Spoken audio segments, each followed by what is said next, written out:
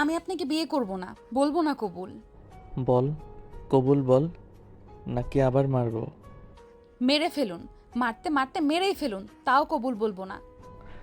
বলবি না? না, বলবো না। দাঁড়া, বুঝেছি। বিয়েতে কবুল না বলাই ঠাস করে একটা চর পড়ে যায় আখির গালে। গালে হাত দিয়ে ডুকরে কেঁদে ওঠে সে। আশেপাশে থাকা সাক্ষীগুলো সব খিটখিটি হেসে উঠতেই আকাশে রাগী লুক নিয়ে ঠোঁট জোড়ায় আঙ্গুল দিয়ে সবাইকে চুপ থাকতে বলে। নিজেকে আজ খুবই অসহায় মনে হচ্ছে আখির। ওর মাকে বন্দি করে রেখেই তাকে জোর করে বিয়ে করছে আকাশ চৌধুরী। মাথাটা নিচু করে চোখের জল বিসর্জন দিচ্ছে আখি। কাজী অফিসের সকলের সামনে এভাবে থাপ্পড় খাওয়া আর তাকে নিয়ে সকলে এভাবে হেসে ওঠায়। ঘৃণা ও লজ্জা দুটোর হিসাব আখির মুখে স্পষ্ট ফুটে উঠেছে। মায়ের কথা ভেবে হলেও কাঁপা কাঁপা হাতে সাইন করে দিল আখি। সাইন করে শব্দ করে কেঁদে ওঠে সে। আকাশের ধমকেই কান্না স্তব্ধ হয়ে যায় আখির। এবার কান্না করছে কিন্তু আর আওয়াজ নেই। ভিতরে ভিতরে বুকটা ফেটে যাচ্ছে আখির। আখিকে গাড়িতে উঠিয়ে আকাশ সোজা বাড়ি নিয়ে বাবার সামনে দাঁড়ায়। বাবা, আমি বিয়ে করে ফেলেছি তোমার পছন্দ করা মেয়েকেই। তোমাকে না জানিয়ে অন্যায় করে ফেলেছি জানি। প্লিজ বাবা, ক্ষমা করে দাও। আসিফ সাহেব মুখে একটা হাসি ফুটিয়ে বলে, বিয়ে কি জোর করে করেছিস নাকি তোদের দুজনের ইচ্ছেতে? কি বলো বাবা, আমাদের দুজনের ইচ্ছেতেই বিয়েটা হয়েছে।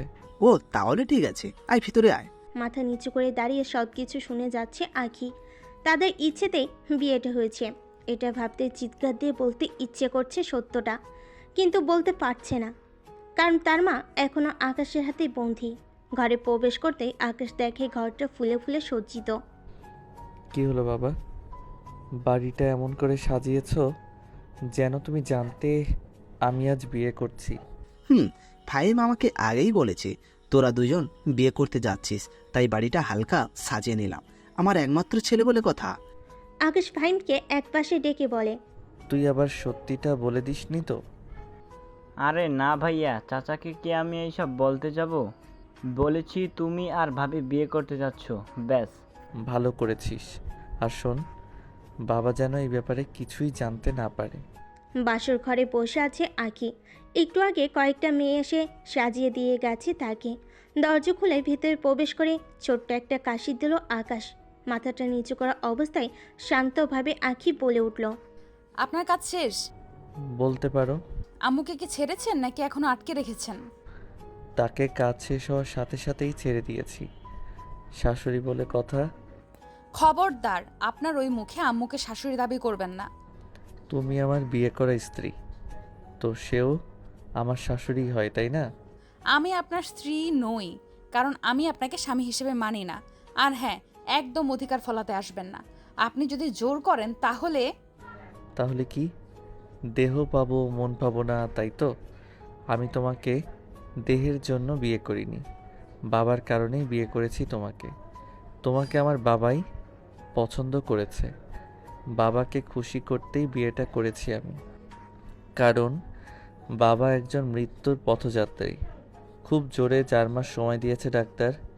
এর ভেতর বাবার সকল আবদার পূরণ করে ইচ্ছা অনিচ্ছাকে প্রাধান্য দিয়ে বাবাকে সবসময় খুশি রাখবো আমি। তাই বাবাকে খুশি করতেই তোমাকে বিয়েটা করেছি আমি। যদিও তোমাদের বাড়িতে সেদিন বাবা বিয়ের প্রস্তাব নিয়ে গিয়েছিল, তোমার মা মুখের উপর না বলে দিয়েছিল। সেই দিন বাবাকে বলেছিলাম যে আমি বিয়ে করলে তোমাকেই করব। বাবা বলেছিল মেয়েটার ইচ্ছার বিরুদ্ধে কিছু করতে যাস না। আমি চেষ্টা করেছি কিন্তু পারিনি তোমাকে রাজি করাতে, তাই বাধ্য হয়েই। আপনি জানেন মা কেন আপনাদের মুখের উপর নিষেধ করেছিল? কারণ অন্য একজনের সাথে আমার বিয়ের কথাবার্তা একেবারে পাকা ছিল। আমিও তাকে ভালোবাসি, সেও আমাকে ভালোবাসে।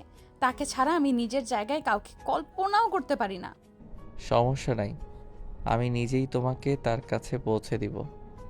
এখন থেকে এই বাড়িতে সব কিছু তোমার ইচ্ছাতেই হবে। কিন্তু কিন্তু কি? বাবা যেই কয়দিন বেঁচে আছে তুমি তাকে বুঝতে দিও না আমাদের মাঝে দূরত্বটা। বাবা যেন বুঝে আমরা দুজনই খুব সুখে আছি। প্লিজ শুধু এই 4টা মাস। বিছানায় চুপ করে বসে আছে আঁখি। আকাশের কথায় কি উত্তর দেবে ভেবে পাচ্ছে না। বাবা নামটার প্রতি যে সে ছোটবেলা থেকেই দুর্বল। জন্মের আগেই বাবাকে হারে সে। মাথার উপর বাবা নামক কোনো ছায়া ছিল না কোনো দিন। কি হলো, চুপ করে আছো যে? আমি ভেবেনি। যত ইচ্ছে ভাবতে পারো, কিন্তু প্লিজ আমার মৃত্যুর পথযাত্রী বাবার মনে আঘাত দিও না। বাবার কাছে আমাকে খারাপ করো না। তোমার কাছে না হয় আমি আজীবনই খারাপ থাকবো। প্লিজ। ওকে, আমি ভেবে দেখব। এখন আমার ঘুম পাচ্ছে, আপনি সোফায় গিয়ে ঘুমান। আকাশ আর কিছু না বলে একটা বালিশ নিয়ে সোফায় গিয়ে শুয়ে পড়ে। শাড়িটা চেঞ্জ করে একটা টি শার্ট গায়ে শুয়ে পড়ল আঁখি। দু চোখ লেগে আসছে না কিছুতেই। মনে আসছে নানান চিন্তা। কি করবে সে? মৃত্যুর পথযাত্রী একটা বাবার মনে আঘাত দিবে, নাকি আকাশের নকল বউ হয়েই অভিনয় করে যেতে হবে তাকে? কিন্তু ওদিকে রাফিন, সে তো আমায় খুব ভালোবাসে। একজন বাবাকে খুশি রাখতে গিয়ে তার সাথে প্রতারণা করে ফেলবে না তো? তাকে বিষয়টা খুলে বলে কি সে বুঝবে, নাকি আবার আকাশের বাবার মনে কষ্ট দিয়ে তাকে ছেড়ে চলে যেতে হবে?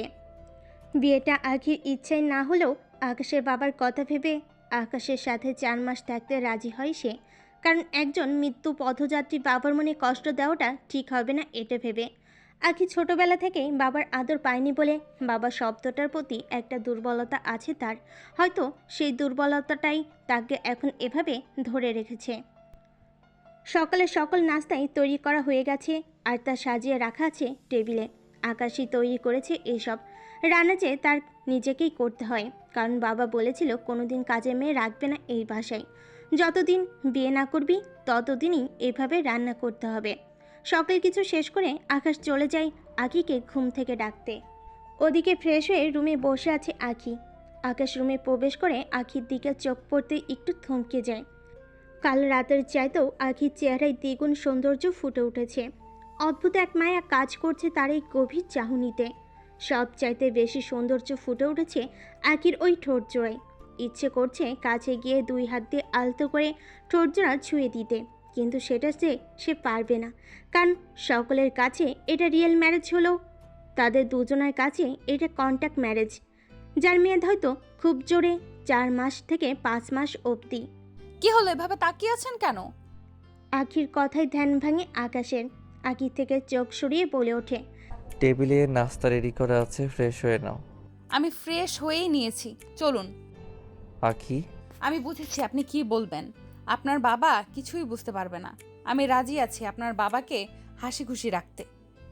আমার বাবার প্রতি দুর্বলতাকে কাজে লাগিয়েছেন আপনি।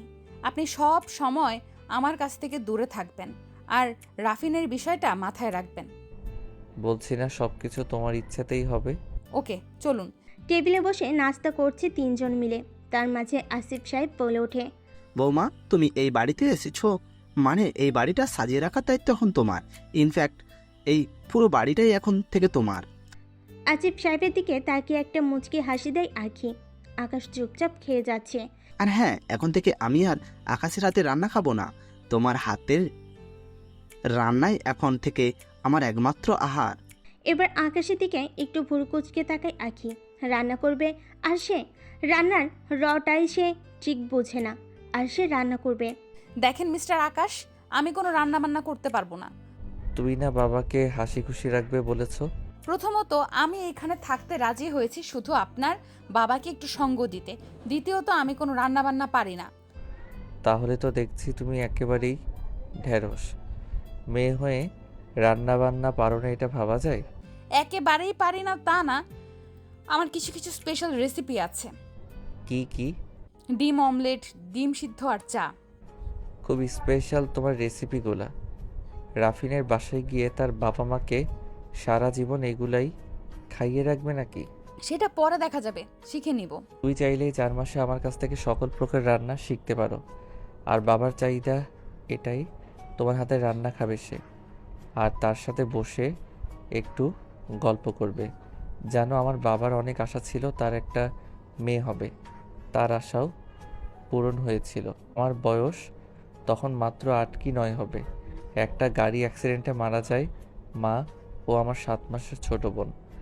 আমি তখন স্কুলে ছিলাম। বাবারও ক্ষতি হয়েছিল সেই দিন। কয়েকদিন বাবার সাথে হসপিটালে ছিলাম আমি। মাও আমার বোনটাকে বাঁচানো গেল না। তারপর থেকে আমি আর বাবা খুব আদরে বড় করেছে। আমার মায়ের অভাবটা বুঝতে দেয়নি কিছুতেই। থাক, বেশি ইমোশনাল হওয়ার দরকার নেই। আমি শিখে নিব আপনার কাছ থেকে রান্না।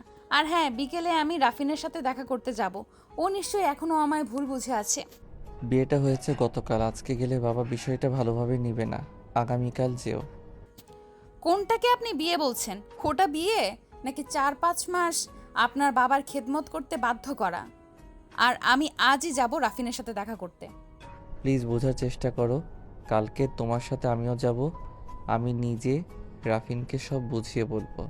বিকেলে বেলকুনিতে বসে আছে আসিফ চৌধুরী, হাতে 2 কাপ চা নিয়ে আসিফ চৌধুরীর পাশে গিয়ে দাঁড়ায় আখি। আরে আখিমা, তুমি ভালোই করেছো এসে, একা একা ভালো লাগছিল না। এই নিন, আপনার জন্য চা নিয়ে এসেছি। হ্যাঁ, এই সময়টা আমার চা খুব ভালো লাগে। আর মেয়ের হাতে চা তো কোনো কথাই নেই। কিন্তু তোমাকে আমি এখনো মেয়ে মনে করতে পারছি না, কারণ আসার পর থেকে তুমি আমায় একবারও বাবা ডাকুনি। বাবা বিষয়টা আবারও ভাবিয়ে তোলে আখিকে। সত্যি কি এই লোকটাকে সে বাবা ডাকবে, যে কিনা আমাকে নিজের মেয়ের মতো মনে করে? আমার মাঝে নিজের মেয়েকে খুঁজে পাই, তাকে বাবাই ডাকবো, কিন্তু আকাশের সম্পর্কে নয়, অন্য একটা সম্পর্কে। কিন্তু এই সম্পর্কটার নাম কি হবে? যাই হোক, এই নিন বাবা, এবার চাটা নিন। হ্যাঁ, এবার ঠিক আছে। তোমাকে আমি সত্যি সত্যি নিজের মেয়ের মতোই ভাবি। বাবা মেয়ে মিলে অনেকক্ষণ আড্ডা দিল সেখানে। রাতে খেয়ে ঘুমানোর সময় আদর শোয়া হয়ে ভেবে যাচ্ছে আঁখি। এতদিন পর সে সত্যি একটা বাবাকে খুঁজে পেয়েছে। সারাটা দিনই খুবই ভালো লেগেছে বাবার সাথে সময় কাটিয়ে, কিন্তু এই খুশিটা যে দীর্ঘ সময়ের জন্য নয়। আকাশ তখন সোফায় গভীর ঘুমে। আকাশের দিকে তাকিয়ে একটা দীর্ঘশ্বাস নিয়ে ঘুমিয়ে পড়ে আঁখিও। কি হচ্ছে তার জীবনটা নিয়ে? কাল রাফিনের সাথে দেখা করতে যাবে আঁখি। রাফিন কি বলবে তখন? রাফিনের সামনে দাঁড়ানোর সাহসটা যে নেই আখির, তবুও তাকে দাঁড়াতেই হবে। রাফিনকে বিষয়টা বুঝিয়ে বলতে হবে। নিশ্চয়ই সে বুঝবে, কারণ সে তো আমায় কখনো অবিশ্বাস করেনি। পরের দিন সকালে নাস্তা শেষে আকাশকে বলে আখি। আপনার নিশ্চয়ই মনে আছে আজ আমার রাফিনের সাথে দেখা করতে যাওয়ার কথা। জানি। আমি রাফিনকে বলেছি আসতে।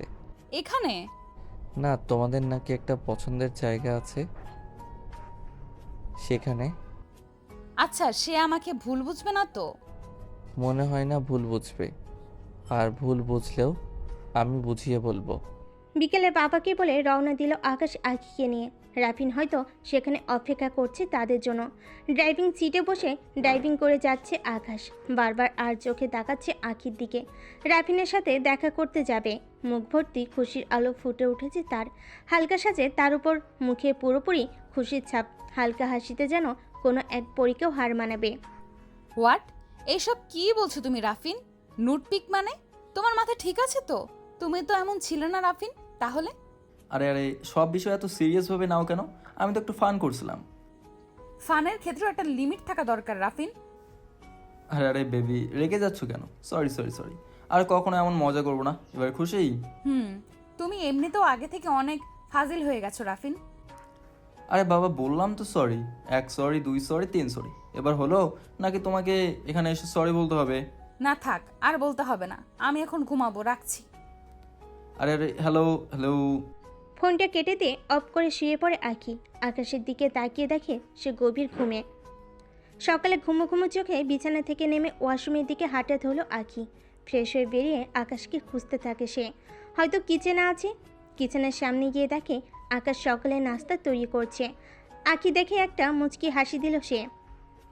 দরজা হেলান দিয়ে বলে ওঠে আঁখি। বাহ, আপনার কপালে যেই থাকুক না কেন, সে কিন্তু একদিক দিয়ে বেশ হ্যাপি থাকবে। কি করে বুঝলে? বরের হাতের রান্না খাওয়া কয়জনের ভাগ্যেই বা জোটে? স্বামীর হাতের রান্না খাওয়াটাকে ভাগ্য বলে না। নিজ হাতে সংসারটা গুছিয়ে সব কিছু নিজে সামলিয়ে রাখাই ভাগ্যবতী মেয়ের প্রধান বৈশিষ্ট্য। তা বুঝলাম, কিন্তু পরিস্থিতি সামলাতে সব কিছুই করতে হয়। তোমার মতো ঢ্যাঁড়স হলে কি আর চলবে? আচ্ছা, ছেলেদের সম্পর্কে আপনার ধারণাটা কেমন? মোটামুটি। রাফিনের সম্পর্কে আপনার ধারণাটা কেমন? সেটা আমি তোমাকে কালই বলেছি, কিন্তু আর সেটা আমার থেকে তুমি ভালো জানবে। নাস্তা সব রেডি, আমি যাচ্ছি। তুমি এগুলো টেবিলে নিয়ে এসো। বাবা যেন বুঝে সব তুমি করেছো। সকালের নাস্তা শেষে ছাদে যায় আঁখি। বেশ সুন্দর ছাদটা। সূর্যের মিটিমিটি মিষ্টি রোদ চোখে এসে পড়তেই তা হাত দিয়ে আড়াল করার চেষ্টা করছে আঁখি। বেশ সুন্দর প্রকৃতির সাজটা। সূর্যে হলুদ মিষ্টি রোদটা যেখানে পড়ছে সেখানেই এক অদ্ভুত সৌন্দর্য প্রকাশ পাচ্ছে, সাজিয়ে তুলছে প্রকৃতিকে।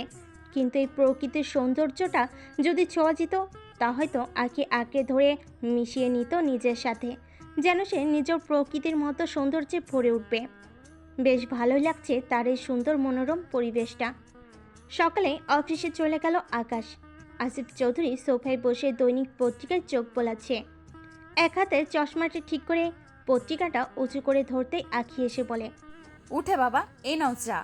একটা হাসিতে আসিফ সাহেব বলে ওঠেন, ধন্যবাদ মা। বাবা কি করছেন? এই যে পত্রিকা পড়ছি। তুমি কি এখন খুব ব্যস্ত? না বাবা। তাহলে পত্রিকাটা একটু পড়ো তো মা। চোখে আগের মতো আর পরিষ্কার দেখতে পাই না। একটা সময় ছিল যখন চশমা ছাড়াই পরিষ্কার দেখতাম। সন্ধ্যায় আসিফ সাহেব ও আঁখি দুজন মিলে জমিয়েছে এক দাবা খেলার আসর। আসিফ সাহেব দাবার একজন ভালো খেলোয়াড়, আইকিউ কিন্তু কম না। বেশ জমে উঠেছে খেলাটা।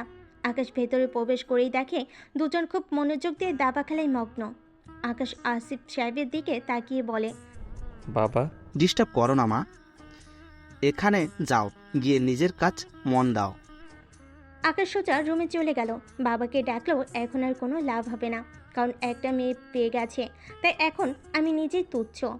রাতে রাফিনের ফোন আসেই খুশিতে গদগদ করে ওঠে আঁখি। হ্যাঁ রাফিন বলো। আশা করি কালকের মতো ফাজলামোটা করবে না।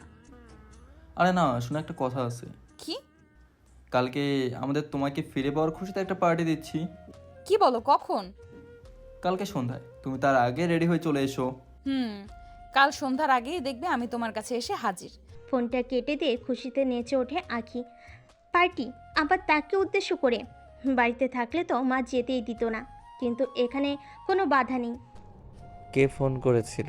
রাফিন কাল নাকি পার্টি দিচ্ছে, সন্ধ্যার আগেই যেতে বলেছে আমায়। আমি কি যাব তোমার সাথে? হ্যাঁ যেতে পারো, কোনো সমস্যা নেই। আকাশ একটু বিড়বিড় করে বলে ওঠে। সমস্যা থাকলেও যে আমায় যেতে হবে?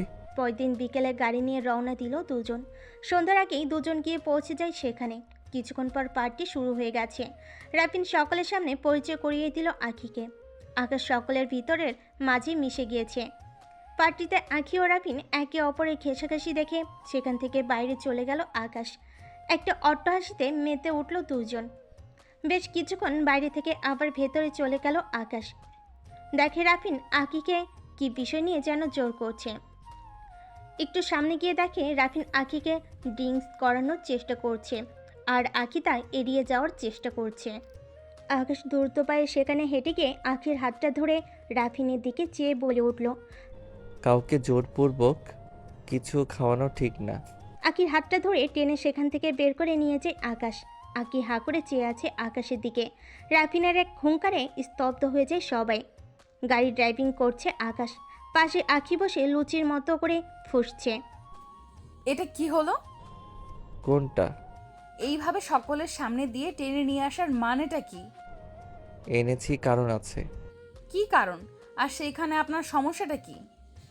আমার যা ইচ্ছে তাই করব, আপনার কি প্রবলেম? দেখো আখি, তুমি একজনের স্ত্রী হয়ে অপর একটা ছেলের সাথে যা খুশি তা করতে পারো না।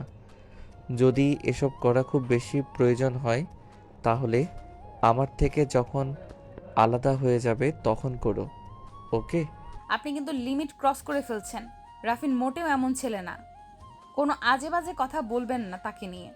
আমার মাথায় কিন্তু রক্ত উঠে যাচ্ছে। আর কিছু না বলে ড্রাইভিং করে যাচ্ছে আকাশ, কারণ কথা বলে কথা পারবে এটাই স্বাভাবিক। কয়েকদিন পর দেখো আখি, আমি আবার পার্টির আয়োজন করার উদ্দেশ্য এটাই। আগের পার্টিতে এমন হওয়ার কারণে আমি চাই না এবার তুমি আকাশকে নিয়ে এসে আমাদের সুন্দর মুহূর্তটা নষ্ট করো। আরে রাফিন, তুমি একদম চিন্তা করো না। এমনভাবে বলেছি, ওর আর লজ্জা থাকলে আমার সাথে কোথাও যাবে না। বেবি, আমি তো ওটাই চাই। কি বলছো বিড়বিড় করে? বলছিলাম কালকের পার্টিটা একটু স্পেশাল হতে চলছে, তুমি আকাশকে না বলে চলে এসো। খুব সুন্দর একটা সময় উপহার দেবো তোমাকে। স্বামীকে রেখে প্রাক্তন প্রেমিকের সাথে পার্টিতে যাওয়া বিষয়টা এত বিবেচনা করলো না আখি। হাজার হলেও স্বামীর কাছ থেকে অনুমতি নেওয়াটা জরুরি, কিন্তু বিষয়টাকেও এত জরুরি মনে করছে না আখি। কারণ আকাশকে তো সে স্বামী হিসেবে মানেই না, আবার অনুমতি। পরের দিন দুপুরে আসিফ চৌধুরী কাছে বলল সন্ধ্যায় একটু বাইরে যাবে, তার কলেজ বান্ধবীদের সাথে দেখা করতে। আসিফ চৌধুরীও বলে ওঠে, সমস্যা নাই, কিন্তু আকাশ গেলে ভালো হয় না? না বাবা, ওখানে শুধু আমরা মেয়ে ফ্রেন্ডই, আকাশ যাওয়ার দরকার নেই। তাকে বললে সে তো অনুমতিই দিবে না। সে অনুমতি দিতে হবে না, আমি দিচ্ছি অনুমতি, কিন্তু সাবধানে যাবে, ওকে? হ্যাঁ বাবা। সন্ধ্যায় আকাশ বাড়ি ফেরার আগেই আখি বের হয়ে যায় পার্টিতে যাওয়ার উদ্দেশ্যে। ওদিকে রাফিন অপেক্ষা করছে আখির জন্য। রাফিনের কাছে এগিয়ে যায় আখি। হাই বেবি, তুমি এসে গেছো? আকাশ আসেনি তো? না রাফিন, আকাশ এই বিষয়ে জানেও না। ও গুড বেবি, কিন্তু এসব কি পরে এসেছো পার্টিতে? পার্টিতে কি ওইসব ড্রেস পরে? তো কি পরবো, ওইসব ছোট ড্রেস? হ্যাঁ। ইম্পসিবল, আমার ওইসব পরার কোনো অভ্যেস নেই। পড়তে পড়তেই তো অভ্যাস হবে নাকি? আমি ওইসব পড়তে পারবো না। আচ্ছা, কি আর করার, আসো। আখি ভেতরে গিয়ে দেখে আজকের পার্টিটা আরও জাঁকজমকপূর্ণ, কিন্তু আগের তুলনায় লোকজন একেবারেই কম। যাক, ভালোই হলো। বেশি লোকজন আবারও আখির ভালো লাগে না, এতে আরও ঝামেলা পারে। পার্টি শুরু হলো অনেক আগেই। নতুন নতুন কাপল দেখা যাচ্ছে আজ, একে অপরের সাথে নাচানাচিতে মগ্ন সকল কাপলই। রাফিন একটা ড্রিঙ্কসের গ্লাস হাতে নিয়ে নাচতে নাচতে আখির হাতটা ধরে নিজের সাথে মিশিয়ে বলে, সবাই তো পার্টি এনজয় করছে, আমরা কেন বসে আছি বেবি? রাফিনের সাথে তাল মিলাচ্ছে আখিও। পার্টি চলো অনেকক্ষণ ধরে, অনেকেই তো চলে গেছে। আখি বলে, আচ্ছা বেবি, আমার এখন যেতে হবে, আজ তো একটু বেশিই করলাম। কি বেশি করলাম? এখন তো কিছুই করিনি। আচ্ছা বেবি, টয়লেটটা কোন দিকে? এই সোজা গিয়ে ডান দিকে। হাত দিয়ে ইশারা করে দেখিয়ে দিল রাফিন। আখি বেরিয়ে এসে দেখে একটা মেয়ে তার থেকে বিদায় নিয়ে যাচ্ছে। এটা কোনো ব্যাপার না। অবাক করার বিষয় হলো মেয়েটাকে জড়িয়ে ধরে লিপকিস দিচ্ছে রাফিন। রাফিন। হুঙ্কার জনিত একটা আওয়াজ দিয়ে বলে ওঠে আখি। রাফিন একটা মুচকি হাসিতে মেয়েটাকে বিদায় দিয়ে আখি কাছে এলো। মেয়েটা কে রাফিন? ফ্রেন্ড। ফ্রেন্ড মানে? এটা আবার কেমন ফ্রেন্ড? বিদায় নেওয়ার সময় লিপ কিস দিতে হয়? বাদ দাও বেবি। অনেক রাত হয়েছে, আমি আসি, তোমার সাথে কাল কথা বলবো আমি। পেছন থেকে রাফিন হাতটা চেপে ধরে টান দেয় আখিকে। উফ বেবি, কোথায় যাচ্ছো? ওফ রাফিন, ছাড়ো তো, বাসায় যাচ্ছি। ও আচ্ছা আচ্ছা, কিন্তু তুমি এভাবে চলে গেলে আমি কি শুধু শুধু এতগুলো টাকা লস দিলাম? এর বিনিময়ে আমারও তো কিছু পাওনা থাকতে পারে, তাই না? মানে কি বলছো তুমি? সেটা আমার বলতে হবে না। আই হোপ তুমি বুঝতেই পারছো আমি কি বলতে চাইছি। দেখো রাফিন, সবসময় ফাজলামি ভালো লাগে না, ক্লিয়ার করে বলো তুমি কি চাচ্ছ। ওকে, একবারে ক্লিয়ার করে বলছি, তোমাকে আজকে রাতের জন্য আমার রক্ষিত হতে হবে। হোয়াট? রাফিন, যথেষ্ট হয়েছে। এখনো তো কিছুই হয়নি বেবি। কি করছো রাফিন? রাফিন ছাড়ো বলছি। তুমি এত নোংরা জানলে আমি কখনোই তোমার সাথে রিলেশন করতাম না, বিয়ের জন্য তো রাজিই হতাম না। তুই আমার থাপ্পড় মারলি, রাফিনকে থাপ্পড় মারলি তুই। এর মাসুল তোকে আজ এই মুহূর্তেই দিতে হবে। ভালোভাবে বলছিলাম, কাজ হয়নি তাই না? আর তোকে কে বিয়ে করছে? অন্য একটা ছেলের সাথে রাতের পর রাত থেকেছিস। আরে বাসি খাবার তো আমি শুয়েও দেখি না, কিন্তু তোর মতো বাসি খাবারটা একটু টেস্ট করতে ইচ্ছে করছিল, তাই দুইবার পার্টি দিয়েছি। প্রথমবার তো আকাশ এসে ঝামেলা করে দিল, এখন ডাক্তার হিরোকে। এইখানের আশেপাশেও এখন কোনো লোক নেই তোকে বাঁচানোর মতো। শকুনের মতো চিড়ে চিড়ে খাবো তোকে আমি, কেউ বাঁচাতেও আসবে না। ভালোভাবে বলছিলাম, শুনিসনি। এখন দেখ রাফিনকে থাপ্পড় দেওয়ার পরিণাম কত ভয়ানক। রাফিন একটা হাসি দিয়ে গাড়ির জামাটা খুলতে খুলতে এগিয়ে যাচ্ছে আখির দিকে। রাফিনকে থামানোর চেষ্টা করে এক পা করে পিছুচ্ছে আখি। ছি ছি, ছোট দাদার সামনে এসব করতে বুঝি লজ্জা করে না তোর? এই জন্যই কি তোকে কোলে পিঠে করে মানুষ করলাম? এই দিনটি দেখার জন্যই কি তোকে বড় করলাম? ছি ছি ছোট। পেছন থেকে কারোর গলার আওয়াজ শুনে একটু চমকে ওঠে রাফিন। ছোট দাদা? আমার তো কোনো ভাই নেই তাহলে? আবার বলছে কোলে পিঠে করে মানুষ করলো। পেছনে তাকিয়ে দেখে কেউ একজন। মিটিমিটি রঙিন আলোতে মুখটা ঠিক বোঝা যাচ্ছে না তার। একটা প্রশ্ন ছুড়ে দেয় রাফিন। কে রে তুই? তোর দাদা, চিনতে পারছিস না? দেখ, যা বলবি সোজাসুজি বল। আমার সময় নষ্ট করলে আমি তোর জীবন নষ্ট করে দেবো। হা হা হা। আমায় মারবি তুই? তোর দাদাকে মারবি? খুব বড় হয়ে গেছিস না রে? আকাশ, দেখ, ভালো ভালো চলে যা বলছি। এটা আমার আর আখির পার্সোনাল বিষয়। ওফ রাফিন, তোকে আমি কি বলেছিলাম সেই দিন? কাউকে জোর করবি না। আর ও এখনো তোর হয়নি। ও এই মুহূর্তেও আমার স্ত্রী। দেখ আকাশ, আমি চাই না তোর সাথে নতুন করে কোনো শত্রুতা হোক। আর তুই তো 4 মাস পরে ওকে এমনিতেই ছেড়ে দিবি, তাহলে? যখন আমি জানতে পারলাম আখির বয়ফ্রেন্ড তুই, তখনই আমার বোঝা হয়ে গিয়েছিল আখি কত একজন ভালো মানুষ বেছে নিয়েছে। তোর পেছনে সারাক্ষণই আমার লোক চলাফেরা করে। তোর পাস্ট টু লাস্ট সকল ডিটেলস আমার কাছে আসে। আমি আকিকে অনেকবার বোঝানোর চেষ্টা করেছি, বেচারি বুঝতে চাইনি। কেন চাইনি জানিস? তোকে ভালোবাসে বলে, বিশ্বাস করে বলে। আর তুই সেই বিশ্বাসের এই প্রতিদান দিলি। এত কাহিনী করিস না আকাশ, পারলে এবার এখান থেকে জ্যান্ত বের হয়ে দেখা। রাফিনের ইশারায় কয়েকজন লোক এসে আকাশের চারপাশটা ঘিরে ধরল। আকাশ একটা মুচকি হাসি দিয়ে জামার হাতা ফোল্ড করতে করতে বলে, মনে আছে সেই কলেজ লাইফে একবার করেছিলাম, তাও তোর সাথে, যার কারণে প্রিন্সিপাল আমাদের কলেজ থেকে বের করে দিতে চেয়েছিল। তারপর আর কখনো করা হয়নি। এখন মনে হচ্ছে আবার করতে হবে। আকাশ সকলের মাঝখান থেকে হেঁটে এসে আখির হাতটা ধরে সোজা বের হয়ে যাচ্ছে। পেছন থেকে রাফিন লোকগুলোকে উদ্দেশ্য করে বলে ওঠে, ওই শালা হিরোগিরি দেখাচ্ছে আর তোরা চেয়ে চেয়ে দেখছিস। আকাশ একটু থেমে লোকগুলোকে উদ্দেশ্য করে বলে ওঠে, ও এখনো বিষয়টা বুঝতে পারছে না, বুঝিয়ে দিয়ে তারপর আসো। চোখে একটা সানগ্লাস লাগিয়ে আখির হাতটা ধরে সেখান থেকে বের হয়ে আসে আকাশ। গাড়িতে উঠে আখিকে নিয়ে চলে যাচ্ছে সে। আখি আজ কোনো উত্তর করছে না, চুপচাপ বসে আছে গাড়িতে। নীরবতা ভেঙে আকাশ বলে ওঠে, তোমায় স্বাধীনতা দেওয়ার অর্থ এই নয় কাউকে বলা ছাড়া নিজের ইচ্ছে মতো কোনো ফাঁদে গিয়ে পা দিবে। রাফিনের সাথে থাকা লোকগুলো আমারই লোক। কোনো উত্তর না দিয়ে চুপচাপ বসে আছে আঁকি। হঠাৎ গাড়ি ব্রেক চাপায় চমকে ওঠে আঁকি। সামনে তাকিয়ে দেখে কয়েকজন লোক দাঁড়িয়ে রাস্তা আটকে রেখেছে তাদের। কিন্তু এরা কারা? গাড়ি থেকে নেমে দ্রুত পায়ে ঘরে চলে আসে আকাশ। আঁকি ধীরে ধীরে ঘরের দিকে আসছে। আকাশের অবাধ্য হলো ঘরে আসতে কেমন একটা নার্ভাস ফিল করছে সে। আকাশকে একা ঘরে আসতে দেখে আসিফ চৌধুরী বলে ওঠে, আকাশ, তুই এসেছিস? আখিকে একটা ফোন দিয়ে দেখ তো কোথায় আছে। বললো বান্ধবীর সাথে দেখা করতে গেছে, কিন্তু এখনো আসেনি। কোনো সমস্যা হলো না তো আবার? আকাশ টেবিলে হাত বাড়িয়ে পানির গ্লাসটা হাতে নিয়ে বলে ওঠে, ফোন করতে হবে না বাবা, ও এসে গেছে। কোথায়? ওই তো মহারানী।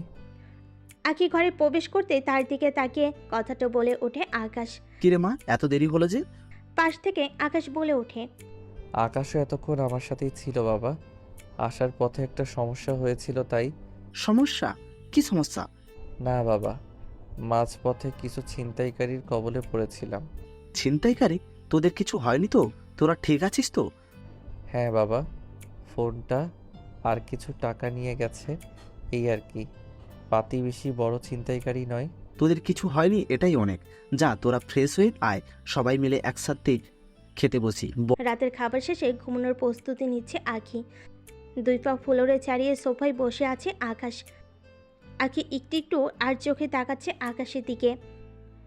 আকাশ আঁকিকে ডেকে নিজের পাশে এসে বসায়। আঁকিও আজ কোনো জেদ না করে আকাশের পাশে এসে বসে। আখি, একটা কথা বলো তো, আমাকে কি তোমার বিশ্বাস হয়? মানে হলো, তুমি কি আমাকে বিশ্বাস করতে পারো? মাথাটা নাড়িয়ে হ্যাঁ সূচক জবাব দিল আঁকি। আমি তোমাকে কথা দিয়েছি, সব কিছু তোমার ইচ্ছেতেই হবে। হ্যাঁ, তোমার ইচ্ছাই হচ্ছে সব কিছু। আজ যা হয়েছে সব কিছুই হয়েছে তোমার ইচ্ছার কারণেই। তোমাকে আমি কত বোঝানোর চেষ্টা করেছি যে রাফিন ভালো ছেলে না, কিন্তু তুমি। আফসোস, মুখ দেখে ভালো মন্দ বিচার করা যায় না। যদি জানতাম রাফিনের চরিত্র এতটা নোংরা তাহলে কখনোই। এটা বলে কেঁদে ওঠে আঁকি। রাফিন আমায় ঠকিয়েছে। ও একটা খারাপ লোক, প্রতারক, সুযোগবাজ। এই, একদম কাঁদবে না বলে দিচ্ছি। আমার দিকে তাকাও। আঁকি মুখ তুলে তাকায় আকাশের দিকে। চোখের পানি মুছে নাও। আকাশ এমনভাবে বলছে যেন সে কোনো বাচ্চার কান্না থামাচ্ছে। আমাকে তুমি স্বামী ভাবো না, এটা কোনো ব্যাপার না। আমিও তোমাকে স্ত্রী ভাবি না, কিন্তু আমরা চাইলে বন্ধু হতে পারি, খুব ভালো বন্ধু। নিজের বন্ধু ভাবতে পারো আমাকে, নিঃস্বার্থ বন্ধু, যে কোনো স্বার্থ ছাড়াই তোমার পাশে থাকবে। বিপদে নিজের জান দিয়ে হলেও তোমায় বাঁচিয়ে নিবে, হবে আমার বন্ধু। আখি এবার চোখের পানি মুছে মাথা নাড়িয়ে হ্যাঁ সূচক জবাব দেয়। আকাশ একটা মুচকি হাসি দিয়ে বলে, যাও ঘুমিয়ে পড়ো বন্ধু। সকালে কিচেনে নাস্তা তৈরি করছে আখি, তাকে সব শিখিয়ে দিচ্ছে আকাশ। আকাশের কাছে রান্না শিখতে ভালোই লাগছে আখির। দুপুরের সময়ও রান্না করেছে আখি আর তাকে শিখিয়ে দিচ্ছে আকাশ। হঠাৎই আহ করে একটা শব্দ করে ওঠে আখি, হাত কেটে ফেলেছে সে। আকাশ আঙ্গুলটা মুখে নিয়ে রক্ত বন্ধ করার চেষ্টা করছে। দেখে শুনে কাজ করবে না একটু? প্রথম দিনই এই অবস্থা। চলো রুমে চলো, আর রান্না করতে হবে না তোমাকে। অনেক দিন কেটে গেল আকাশের বাড়িতে। রুমে বসে আছে আখি, এমন সময় ফোনটা বেজে ওঠে তার। হাতে নিয়ে দেখে ফোনে স্ক্রিনে ভেসে উঠল মায়ের নামটা। মায়ের সাথে কিছুক্ষণ কথা বলল আখি। অনেকদিন হলো মাকে দেখেনি সে। মা বলল দুদিনের জন্য ঘুরে আসতে সেখান থেকে। রাতের বেলায় খাবার টেবিলে বসে খাবার খাচ্ছে সকলে। আকাশ বাবাকে উদ্দেশ্য করে বলে ওঠে, বাবা একটা কথা বলবো? বল। আঁকি তো অনেক দিন ধরে অভিমান করে মায়ের বাসায় যায়নি, মাকেও অনেক দিন দেখেনি সে। এখন মা নিজেই বলছে দুদিন ঘুরে আসতে তার বাড়ি থেকে। ভালোই তো, কাল যা তাহলে। আমি যাব না বাবা, শুধু আঁকিই যাবে। তুই যাবি না কেন?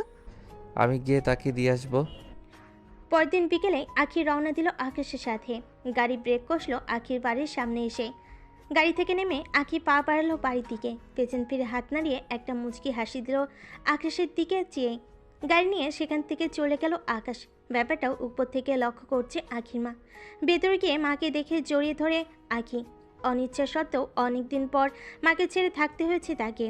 মায়ের কাছে দুদিন খুব হাসি খুশিভাবেই থাকে সে। সোফায় বসে কফির মগ হাতে নিয়ে গল্প করছে মা মেয়ে দুইজন। আখি, সত্যি করে একটা কথা বলবি? হ্যাঁ মা বলো। তুই কি আকাশের প্রতি কোনো দুর্বলতা অনুভব করেছিস? না মা, এই ব্যাপারে কোনো নিশ্চয়তা দিতে পারবো না। যাই হোক, যেই ছেলে আমাকে বন্দি করে তোকে জোর করে বিয়ে করতে পারে, তাকে আমি কিছুতেই আমার মেয়ের স্বামী বলে স্বীকৃতি দিতে পারবো না। তোদের ডিভোর্সটা হয়ে গেলে আমি আমার পছন্দ মতো ছেলের সাথে তোর বিয়ে দিব। এটা মনে রাখিস, আকাশের প্রতি যেন তোর কোনো দুর্বলতা না আসে। মাথা নিচু করে হ্যাঁ সূচক জবাব দিল আখি। মায়ের বাসায় কয়েকদিন থেকে সেখান থেকে আবার ফিরে যাচ্ছে আখি। আকাশ গাড়ি নিয়ে ওয়েট করছে গেটের বাইরে। গাড়ি চলছে আপন গতিতে। আখি ভাবনা সাগরে ডুবে আছে। মা বলেছে আকাশকে সে মেনে নিতে পারবে না। আর মাত্র কিছুদিন হয়তো আকাশের বাড়িতে আমার ঠাঁই, এরপর বিচ্ছিন্ন হয়ে যাব দুইজন। ভাবতে ভাবতে কখন বাড়িতে পৌঁছে গেছে বুঝতে পারেনি আখি। বাড়িতে প্রবেশ করতেই আসিফ সাহেবের মুখে স্পষ্ট হাসি দেখতে পাই আখি। এটাও যেন একটা মায়া লাগানো হাসির মতো। কিন্তু এই মায়াতে নিজেকে না আটকানোই ভালো, পরে ছেড়ে যেতে আবার কষ্ট হবে। হয়তো আখির সাথে আকাশের ডিভোর্সের সময় ঘনিয়ে গেছে। অবসান ঘটতে যাচ্ছে তাদের দুজনের সেই কন্ট্যাক্ট ম্যারেজের। আসিফ চৌধুরীর শরীরের অবস্থাও দিন দিন অবনতি ঘটছে। মাঝে মাঝে আসিফ চৌধুরীর গলা দিয়ে ছুটছে অঝরে রক্তের স্রোত। দিন যত যাচ্ছে তত বেশি কাইল হয়ে পড়েছে আসিফ চৌধুরী। হঠাৎ আসিফ চৌধুরীর অসুস্থতা তীব্র হয়ে উঠতে তাকে হসপিটালে ভর্তি করে আকাশ। কিন্তু ডাক্তার আসিফ চৌধুরীর কোনো নিশ্চয়তা দিতে অক্ষম। আকাশকে ডাক্তার শুধু এটাই বলে, উপরওয়ালাকে ডাকতে। তাদের আর কিছুই করেনি। সময় যে ধীরে ধীরে ফুরিয়ে এসেছে আসিফ চৌধুরী। ভেতরে অক্সিজেন মাস্ক লাগিয়ে শুয়ে রাখা হয়েছে আসিফ চৌধুরীকে। চোখ দিয়ে টপ টপ করে পানি গড়িয়ে পড়ছে আকাশের, কিন্তু পুরো দেহটাই আজ নীরবতাই ঘেরা। ছোটবেলায় মাকে হারানোর পর জীবনের চলার পথে তাকে সাপোর্ট করে গেছে তার বাবা। তার কাছে জীবনের সবচেয়ে বড় সাপোর্টের নামই হলো বাবা। তার সেই সাপোর্টটা হারিয়ে ফেলে খুব যে একা হয়ে যাবে সে। বাবা আর থাকবে না, এটা ভাবতেই বুকটা আটকে ওঠে আকাশের।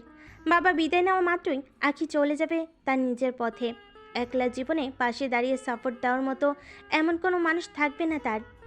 আকাশের দৃষ্টির অগোচরে হাত দিয়ে বারবার চোখের পানি লুকাচ্ছে আঁকি। কোনোদিন বাবার স্নেহ না পাওয়া সেই আঁকি খুঁজে পেয়েছিল এক সত্যিকারের বাবাকে। মাত্র 3-4 মাসের মাঝেই হারিয়ে ফেলছে তার সেই বাবার মতো মানুষটাকে। হাতের ইশারায় তাদের দুজনকে ডাকছে আসিফ চৌধুরী। জোরপূর্বক চোখের পানি লুকিয়ে তার কাছে গিয়ে বসে দুইজন। মুখ থেকে অক্সিজেন মাস্কটা খুলে ফেলল আসিফ চৌধুরী। আকাশকে উদ্দেশ্য করে বলে ওঠে, আকাশ, বাবা আমার, আমি আর কিছুক্ষণ পরে বিদায় নেব তোদের কাছ থেকে। না বাবা, এমনটা বলো না। আমার সময় আর বেশিক্ষণ নেই, 2-1টা কথা বলে খুব মনোযোগ দিয়ে শুনবে। আমি শুনছি বাবা। আঁখি কিন্তু খুব ভালো মেয়ে। আমি চলে যাওয়ার পর কোনোদিন কখনো কষ্ট দিস না তাকে। সংসার একদিক দিয়ে খুব সহজ, অপর দিয়ে দিয়ে খুবই কঠিন। এই দুই প্রান্তের মাঝে বিশ্বাসটাই সব। সন্দেহটা সম্পর্ক বিচ্ছেদের মূল কারণ। কখনো একে অপরকে সন্দেহ করবি না। কোনো বিষয়ে ঝাপসা থাকলে তা দুজনে একত্রে কথা বলে জেনে নিবি এর সততা কতটুকু। সম্পর্কটা এমনই রাখবি যেন চোখ বন্ধ করে একে অপরকে বিশ্বাস করতে পারিস। আমার কথাগুলো মনোযোগ দিয়ে শুনছিস তো? চোখ মুছে আকাশ বলে ওঠে, হ্যাঁ বাবা, শুনছি। আর হ্যাঁ আখিমা, আমায় কথা দে, আমার এই পাগল ছেলেটাকে তুই কখনো ছেড়ে যাবি না। আঁকি বাবার হাতটা ধরে আকাশের দিকে জিজ্ঞাসা দৃষ্টিতে তাকিয়ে থাকে, যেন এটা সে আকাশের মুখ থেকে শুনতে চায়। আকাশের কাছ থেকে কোনো উত্তর না পেয়ে আবার বাবার দিকে তাকায় আঁকি। সবসময় একে অপরের ছায়া হয়ে থাকবি। আমার যে এখন যাওয়ার সময় হয়ে গেছে রে। তোদের মা ডাকছে আমাকে, চলে যাচ্ছি আমি তোর মায়ের কাছে। দুইজন সংসার জীবনে সুখীও, এটাই প্রত্যাশা করি আমি। কাঁদতে কাঁদতে আকাশ হঠাৎ খেয়াল করলো বাবার কথা বলছে না, নিতর হয়ে গেছে সে। স্তব্ধতাই ঘিরে ফেলেছে তাকে। একগাদা ঘুম এসে জড়িয়ে নিয়েছে তাকে, যে আর জাগ্রত হওয়ার মতো না। বাবাকে জড়িয়ে ধরে চিৎকার দিয়ে কেঁদে ওঠে আকাশ। একজন ডাক্তার চোখ দুটো বন্ধ করে পুরোটা দেহ ঢেকে দিল তার। সে এখন এক গন্তব্যের পথযাত্রী। সেই পথে সকলকেই যাত্রী হয়ে যেতে হবে, এই কথাটা চিরন্তন সত্য। বেলকনিতে ফ্লোরে বসে হেলান দিয়ে বসে আনমনে এক দৃষ্টিতে বাড়ির দিকে তাকিয়ে আছে আকাশ। মনে মনে এখনো কেঁদে যাচ্ছে সে, আর তার চোখ দিয়ে প্রকাশ হচ্ছে না, কারণ সেই চোখের পানিও মনে হয় শুকিয়ে গেছে। 3 দিন হয়ে গেল বাবা তাদের সাথে নেই। এই অবস্থায় তাকে ছেড়ে যেতেও চাইছে না আখিও।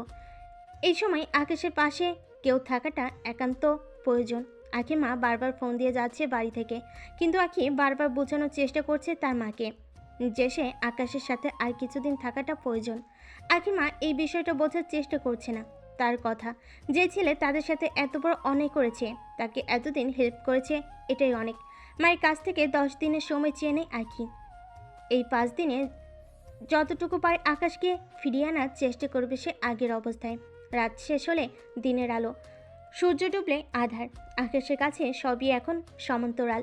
বাবাহারা শূন্যতা অনুভবে মগ্ন হয়ে আছে সে। হাতে খাবার নিয়ে আকাশের কাছে গেল আখি। হাতটা আকাশের দিকে বাড়িয়ে দেয় আখি খাবার সহ। আকাশ তার হাত দিয়ে মাছি দাঁড়ানোর মতো করে সরিয়ে ওঠে, সেখান থেকে উঠে যায়। আখি বুঝতে পারে সে এখন চলে গেলে হয়তো বেখালিপনায় মারা যাবে আকাশ। নিজের প্রতি কোনো যত্ন নিবে না আকাশ। 9 দিন চলে গেল। আকাশ এখন মোটামুটি ঠিক আগের মতোই, তবুও প্রতিনিয়ত মিস করে যাচ্ছে বাবাকে। রাতের আধারে বেলকুনিতে দাঁড়িয়ে আছে আকাশ। হাতে থাকা ফোনটা ভাইব্রেট হয়ে উঠলেই ফোনটা হাতে নিয়ে দেখে মামার ফোন। এর আগেও কয়েকবার ফোন দিয়েছিল মামা। তার মামা পরিবার নিয়ে অস্ট্রেলিয়াতে থাকে। কিছুক্ষণ কথা বলে মামার সাথে আকাশ।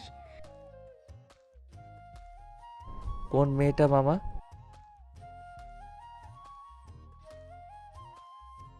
কাল চলে যাবে, ডিভোর্স পেপারও রেডি। কিছু না বলে একটা দীর্ঘ নিঃশ্বাস নিল আকাশ।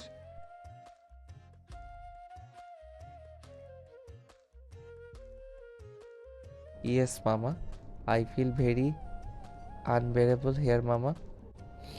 I will come to you Australia. পরের দিন আখির মা নিজে আসে আকাশের বাড়িতে আকিকে নিয়ে যাওয়ার জন্য। আকাশ আখির হাতে ডিভোর্স পেপারটা দিয়ে বলে, এই নাও পেপার, আমি সাইন করে দিয়েছি। এখন তুমি সাইন করে দিলেই আমাদের মাঝে আর কিচ্ছু থাকবে না। দুজনের মাঝে তৈরি হয়ে যাবে একটা বিশাল দেয়াল, যা চাইলেও আর টপকে যাওয়া সম্ভব হবে না। আখির হাত ধরে টেনে সেখান থেকে নিয়ে যাচ্ছে তার মা। আঁকি একবার মায়ের দিকে তাকাচ্ছে, আরেকবার আকাশের দিকে তাকাচ্ছে। দেখতে দেখতে আকাশের চোখের আড়াল হয়ে গেল আঁকি। গাড়িতে ওঠা অবধি বাড়ির দিকে চেয়ে আছে আঁকি। এইভাবে আকাশ বাজ পাখির মতো এসে তাকে নিয়ে যাবে তার মায়ের কাছ থেকে, কিন্তু আকাশ আর এলো না। সোফায় বসে মুখ দিয়ে চুপি চুপি কেঁদে যাচ্ছে সে চাইলেও আর যেতে পারবে না। ইচ্ছেটা যে আখিরই। আখি গাড়িতে বসে, গাড়ি চলছে আপন গতিতে। গাড়ি যতই এগোচ্ছে ততই আকাশের থেকে দূরত্বটা বেড়ে যাচ্ছে আখির। চাইলে কি এই দূরত্বের অবসান ঘটানো যায় না? আখি চলে গেছে আজ 2 দিন পার হয়ে গেল।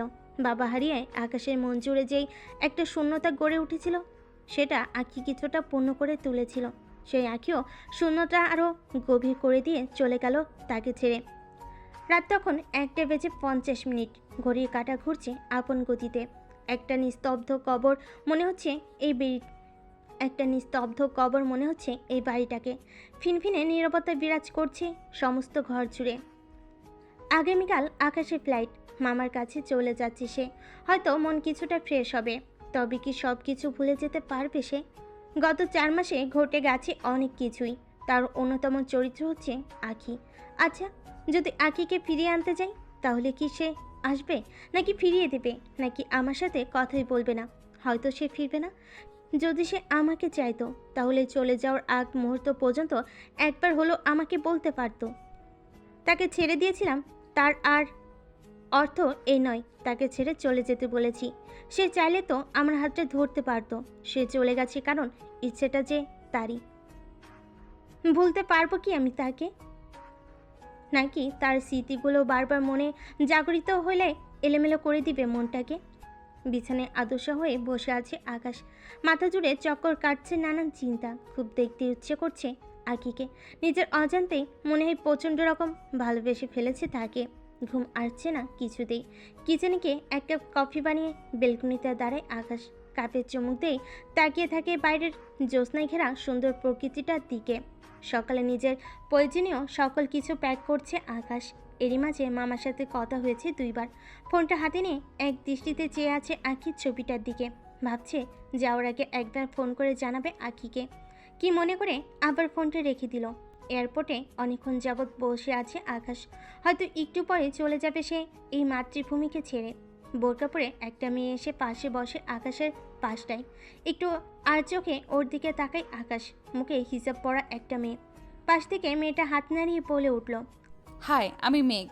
একটা হাসি টেনে আকাশ বলে উঠল। আমি আকাশ। বাহ, আপনার নামের সাথে তো আমার নামের দারুণ মিল। আল্লাহ, আকাশ আর মেঘ। আকাশ আর মেঘের মাঝে মিলনটা এত গভীর নয়, কারণ মেঘ যে আকাশের বুকে স্থির থাকে না, সময়ের সাথে তাল মিলিয়ে হারিয়ে যায় অন্য প্রান্তে। অন্য প্রান্তটার নামও তো আকাশ, তাই না? এবার আর কোনো রেসপন্স দিল না আকাশ। পাশ থেকে মেয়েটা বলে ওঠে। কোথায় যাচ্ছেন আপনি? কিছুক্ষণ স্থির থেকে আকাশ বলে ওঠে। অস্ট্রেলিয়া। তাই? আমিও অস্ট্রেলিয়ায় যাচ্ছি। আকাশ মেয়েটার দিকে এবার ভালো করে তাকায়। অস্ট্রেলিয়ায় যাচ্ছে এই অবস্থায়। আপনি কি ম্যারিড? আপনার জানাটা কি খুব জরুরি? আপনার সমস্যা হলে বলার দরকার নেই, থাক। ছিলাম মানে কি? চলে গেছে। ডিভোর্স। ও, যদি সে আবার ফিরে আসতে চায়? আসবে না। যদি আসেও? এবার চুপ করে আছে আকাশ। আপনাকে দেখে মনে হয় আপনি এখনো তাকে ভুলতে পারেননি। পারবো কিনা তাও জানি না। আচ্ছা, আপনাদের ডিভোর্সের কারণটা জানতে পারি? আজব তো, আপনি মনে হয় বিয়ের জন্য আমার ইন্টারভিউ নিতে আসছেন, আর আপনার সাথে আমি এত কিছু শেয়ার করছি কেন? ও সরি, আপনি মাইন্ড করবেন বুঝতে পারিনি। লাস্ট একটা প্রশ্ন করি। আকাশ আর চোখে তাকিয়ে বলল। কি প্রশ্ন? আপনি যে চলে যাচ্ছেন সে কি জানে? হয়তো না, তারপর থেকে তার সাথে আর যোগাযোগ হয়নি। ও আচ্ছা, মন থেকে ভালোবেসেছিলেন কি তাকে? একটা দীর্ঘশ্বাস নিয়ে আকাশ বলে ওঠে। চলুন, সময় হয়ে গেছে। আকাশ চলে যেতে পেছন থেকে হাতটা চেপে ধরে মেয়েটা। হঠাৎ দাঁড়িয়ে আকাশ একবার মেয়েটার দিকে তাকাই, আরেকবার হাতের দিকে।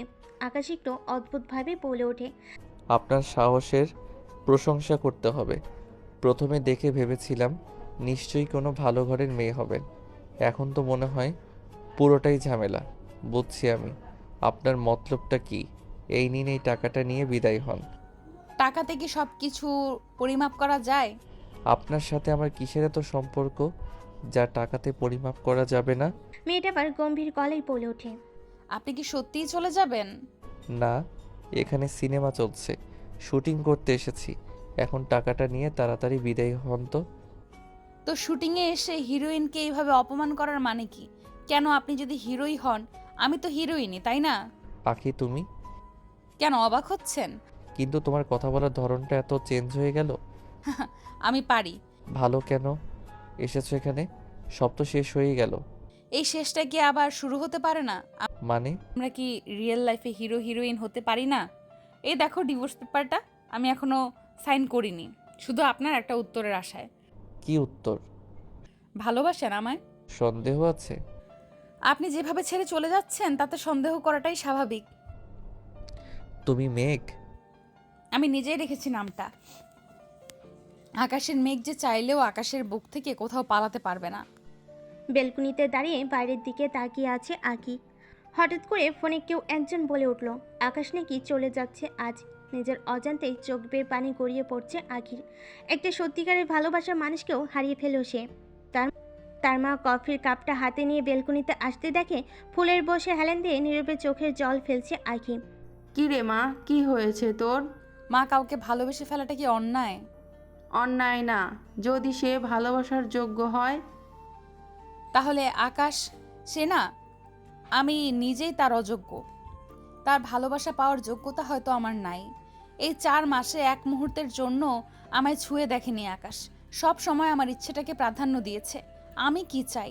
যার চোখে নেই কোনো রাফিনের মতো বিশ্বাসঘাতকতার ছাপ। বলো তো মা, কয়জন নারী একজন সত্যিকারের ভালোবাসার মানুষকে পাওয়ার যোগ্যতা রাখে? আবার কয়জন ছেলেই বা একটা মেয়েকে প্রকৃতভাবে ভালোবাসতে জানে?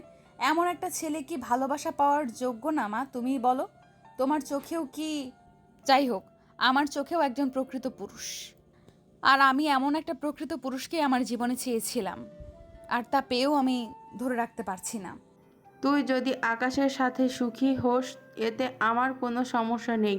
আমি তো চাই তুই সব সময় সুখে থাক। আকাশ অস্ট্রেলিয়া চলে যাচ্ছে মা। তুই তাকে ফিরিয়ে আন। সত্যি মা, যাব? তোকেই তো ফিরিয়ে আনতে হবে, তাই না? এরপরে আঁকি মেঘ পরিচয় লুকিয়ে যায় আকাশের কাছে আর ভালোবাসার কথা জানায়। আকাশও বুকে টেনে নেয়। আঁকি লুকিয়ে আছে আকাশের পাহুটুরে। এয়ারপোর্টে কত না লোকজন, তবুও যেন আজ সকল লজ্জে হার মেনে গেছে তার ভালোবাসার কাছে। আজ যে যাই বলুক সে কিছু শুনবে না, মানবে না। এখন থেকে আপনাকে আমার সকল ভালোবাসা দিয়ে আগলে রাখবো। ইচ্ছেটা তোমারই, আগলে রাখবে নাকি আবার ছ্যাঁকা দিবে?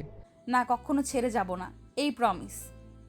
আজ থেকে শুধু আমার ইচ্ছেটার ঊর্ধ্বে থাকবে না, তোমার ইচ্ছেটাও প্রাধান্য দেওয়া হবে।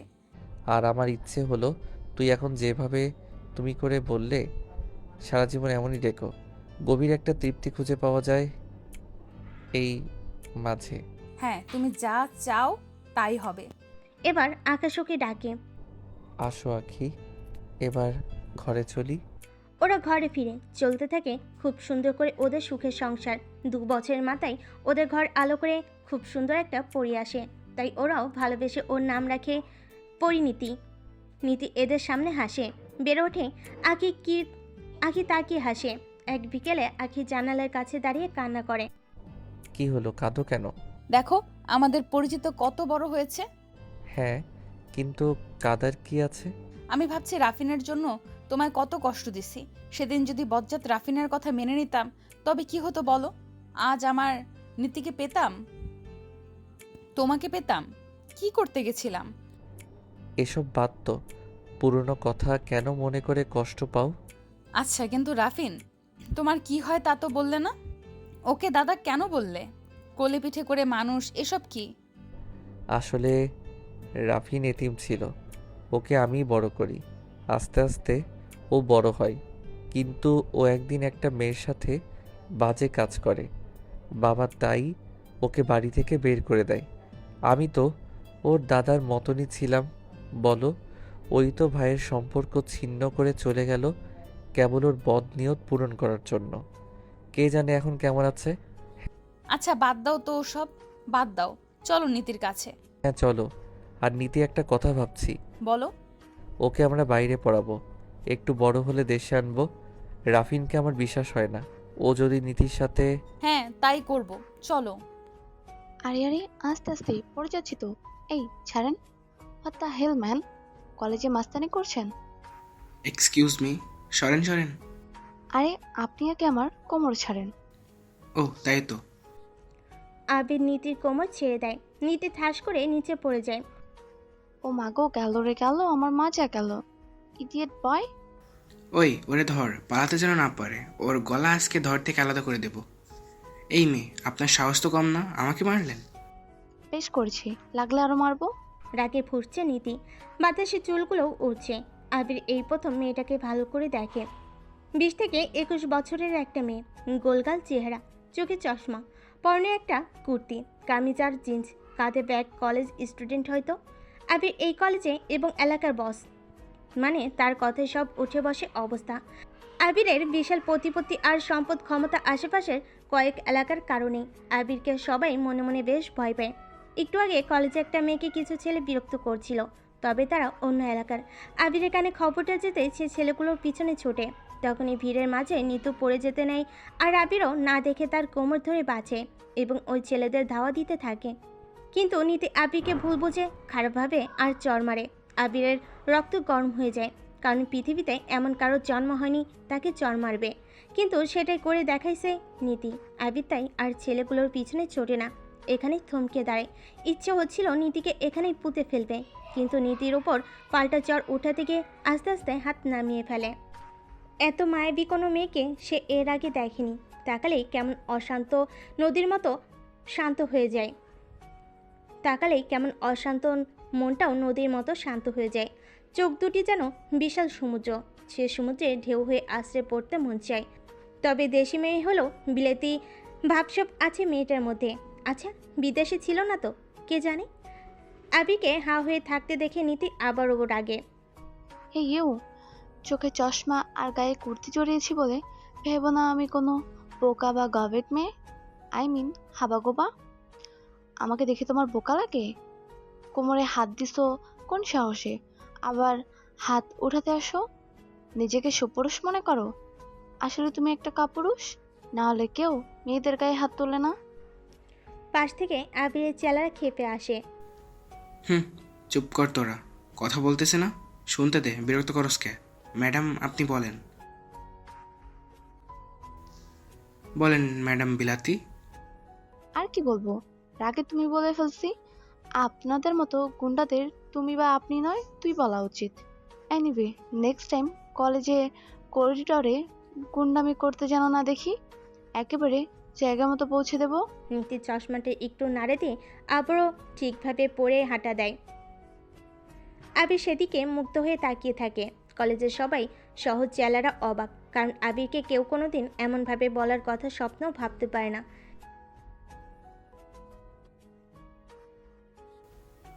বেশি কথা কস তোরা, মায়া মানুষ, একটু তো বলবেই।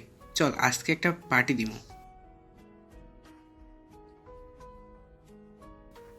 হুর না, খালি পেঁচাস। ওই মায়াটা আমারে বকছে, সে খুশিতে। এই বলে আবির হাসতে হাসতে চলে যায়। চেলারা অবাক হয়। নীতি বাসে আসে, পেছন থেকে আখি দৌড়ে আসে। অবশ্য এখন আর আগের মতো তড়িঘড়ি করে কিছু করতে পারে না, বয়স হয়েছে, চোখে সানগ্লাস পরতে হয়। 3/4 হাতা ব্লাউজের সাথে পরে শাড়ি। এদিকে আকাশ এখনও মাঝবয়সী লোক হয়ে গেছে। এককালের সেই তরুণ রক্ত টকবক আর কিছু নেই এখন। শিপা চ্যাপের মতো সেও এখন সারাদিন নিউজ পেপারে মুখ গুজে রাখে। নীতিকে তো ছোটবেলা থেকে বিদেশে পড়াশোনা করাই রাফিনের ভয়ে। নীতি বড় হয়ে যায় আর রাফিনের ভয়ও কাটে। তাই একমাত্র মেয়েকে আর দূরে না রেখে কাছে নিয়ে আসে, এখানে একটা কলেজে অ্যাডমিট করে। নীতি ব্যাগটা টেবিলের ওপর রেখে ওয়াশরুমে যায়। আকি খাবার রেডি করে ডাকে। নীতি কই রে? পরিণীতি আয়, খেতে আয়। ওয়াশরুম থেকে নীতি চেঁচিয়ে বলে। খাবো না মা। কি বলিস? আমরাও তো বসে আছি তোর জন্য। কি হলো, খাবি না কেন?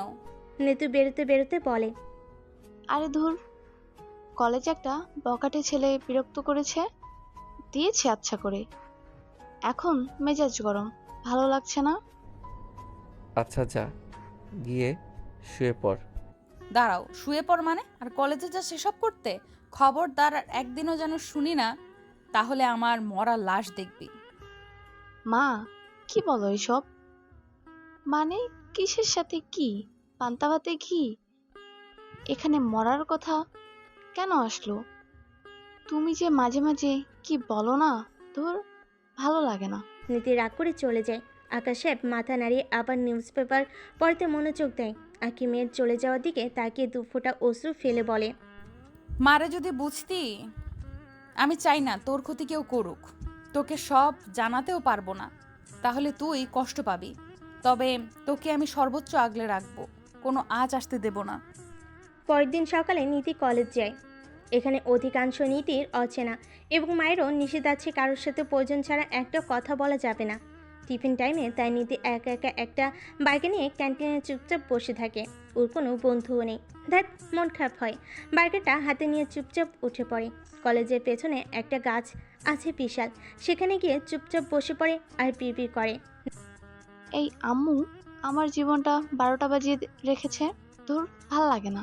নীতি একটা বই খুলে তারপর পড়তে বসে। ক্ষুধা লেগেছে, কিন্তু রাগ করে সে খেতেও যাবে না। একা একা খাওয়া যায় নাকি? নীতি পড়তে পড়তে একটু ঢুলে পড়ে। ওদিকে টিফিন টাইম চলে যায়। নীতি বলতেও পারে না। সে ঘুমের তালে নিজের ব্যাগটা মাথায় দিয়ে হেলান দিয়ে পড়ে। আবির আজ কদিন ধরে বাবলুকে খুঁজে বেড়াচ্ছে। ওরে কড়া একটা শাল্টিং দিতে হবে। মেয়েদের নিয়ে জোরপূর্বক বাজে বাজে কাজ করতে চায়। আবির হাঁটতে হাঁটতে কলেজের পিছনে চলে আসে। হঠাৎ করে নীতির দিকে চোখ যায়। আরে এই বিলাতি ক্লাস বন্ধ কইরা এখানে গাছের নিচে কার জন্য অপেক্ষা করতেছে? হুম, খুব খারাপ, খুব খারাপ। দাঁড়াও, তোমারে দেখাইতেছি। নীতি তখন গভীর ঘুমে। আবির আস্তে আস্তে নীতির কাছে যায়। অনুমানে দুষ্টু বুদ্ধি খেলে যায়, কিন্তু যখনই কিছু করতে যাবে তখনই নীতির নিষ্পাপ চেহারা দেখে থমকে যায়। ইস, কি বাচ্চা একটা কিউট মেয়ে। আবির নিচে ঝুঁকে এই প্রথম সে কোনো অন্যায় কাজ করতে যাচ্ছে। সে নিজেও আজ নিজেকে কন্ট্রোল করতে পারে না। নীতির কপালে আর চোখের ওপর চুল এলোমেলো হয়ে আছে। আবির চুলগুলো সরিয়ে আস্তে করে কপালে চুমু দেয়, এরপর গালে। নীতি হালকা নড়েচড়ে ওঠে। ঘুমের ভেতরে আবিরকে জড়িয়ে ধরে। আবিরও একটু নিচু হয়ে পড়ে। এখানে আশেপাশে ওদের কাউকে দেখা যাবে না, কারণ কলেজের এই পেছনের অংশে প্রচুর বড় বড় গাছগাছালি। এখানে মানুষ মেরে ফেলেও কেউ টের পাবে না। আর ওরা তো রোমাঞ্চি করছে। আবির বুঝতে পারে নীতি জব্বর ঘুম দিয়েছে। আবির হাসে। বনে বাদরে এত ঘুম দিতে পারে কেউ? আবার নীতির দিকে তাকাতে দেখে নীতির নীল কুর্তিটা পেট থেকে সরে গেছে। নীতি একপাশ হয়ে থাকাতে ওর বুকের একাংশ জামার ভেতর থেকে উকি দিচ্ছে। এই প্রথমবারের মতো আবির নিজেকে সামলে রাখতে পারে না। এর আগে এর চেয়েও হট সুন্দরী মেয়ে দেখো কোনোদিন ওর মনের ভেতর কিছু আসেনি, কিন্তু আজ এসেছে। সে নীতিকে ভালোবাসতে চায়, স্পর্শ করতে চায়, আদরে ভরিয়ে দিতে চায়। আজীবন নীতিকে এইভাবে জড়াতে চায়। একে হয়তো বলে লাভ অ্যাট ফার্স্ট সাইট। আবির নীতির নাভিতে আলতো করে চুমু দেয়, এরপর হাত বোলাতে থাকে। এরপর নীতির গলা ঘাড়ে চুমায়। আস্তে আস্তে সে নিচে আসতে থাকে। ওড়নাটা সরাতে নীতির পুরো বুক ওর সামনে উন্মুক্ত হয়ে যায়। আবির পাগলের মতন হয়ে যায়। নীতির বুকে হাত দিতে যায়। হঠাৎ তার মনে হয়, ছিছি, সে এটা কি করছে? সে একটা ভদ্র ঘরের ভদ্র ছেলে। হ্যাঁ, সে মাফিয়া, কিন্তু ক্যারেক্টারলেস নয়। কিন্তু আজ সে যা করতে যাচ্ছিল, না, নীতি বৈধ হওয়ার আগ পর্যন্ত সে এসব করতে পারে না। আবির চলে যেতে নেয়। তখনই নীতি ঘুমের তালে তাকে টান মেরে নিজের ওপর নিয়ে নেয় আর তাকে জড়িয়ে হালকা আদর করতে থাকে। আবির কী করবে বুঝতে পারে না। সে তাকে ঠেলা মেরে উঠে পড়ে। আচমকা ঠেলায় নীতির ঘুম ভেঙে যায়। সে লাফিয়ে ওঠে। আপনার এত বড় সাহস আমাকে ঘুমন্ত অবস্থায় পেয়ে? ছি, আপনাকে শুধু গুন্ডা জানতাম এতদিন, কিন্তু আপনি যে চরিত্রহীন তা তো জানি না। আপনার সাহস কি করে হলো এসব করার? আমি গিয়ে এক্ষুনি প্রিন্সিপাল সাহেবকে বিচার দেব। আরে শুনুন, আপনি ভুল বুঝছেন। ভুল না, দেখাচ্ছি আপনাকে। নীতি রেখে চলে যায় প্রিন্সিপাল রুমে। আবির পেছন পেছন আসতে থাকে। নীতি প্রিন্সিপাল রুমে এর আগে কখনো আসেনি। সে এসে দরজায় কড়া নাড়তেই ভেতর থেকে প্রিন্সিপাল বলে ওঠে, আসো, ভেতরে এসো। Hello sir. প্রিন্সিপাল ঘুরে বসে, ভুরু কুচকে বলে, হ্যালো হ্যালো। কী শব্দ? বাঙালি মেয়েরা আর মুসলিম মেয়েরা বলে আসসালামু আলাইকুম, তা জানো না? পড়েছো কোথায়, এদেশে না বিদেশে? নীতি ঘাবড়ে যায়, জিভ কামড়ে বলে, সরি স্যার, সালাম দেওয়া উচিত ছিল। আসসালামু আলাইকুম। জি স্যার। বিদেশে পড়েছি সেই জন্য কথায় কথায় হ্যালোটা আগে চলে আসে। হ্যাঁ হ্যাঁ, প্রথমেই বুঝেছি। তাই কি চাই এখানে? স্যার বসে কথা বলি একটু, আমি বেশিক্ষণ দাঁড়িয়ে থাকতে পারি না। হ্যাঁ বসো, তবে তোমার সাহস দেখে অবাক হচ্ছি, কেউ কখনো আমার সামনে এইভাবে কথা বলেনি। ওরা ভীতু, আমি আল্লাহকে ছাড়া কাউকে ভয় পাই না, তবে হ্যাঁ সম্মান করি। যাই হোক, আপনার কলেজে আবির নামে একটা ছেলে আছে। ছেলেটা 1 নম্বরের গুন্ডা, মাফিয়া, বদমাস, ইতর ছেলে। ও আজ 2 দিন ধরে আমাকে বিরক্ত করছে, আমার সাথে নোংরামো করেছে। তাছাড়া কলেজে মারামারি করে, কলেজের সুষ্ঠু পরিবেশ নষ্ট করে। প্রিন্সিপাল হিসেবে আপনার তো সব খেয়াল রাখা দরকার। এনিওয়ে, এখন থেকে রাখবেন। ওর নামে কমপ্লেন করতে আসছি, ওর বিচার চাই আমি।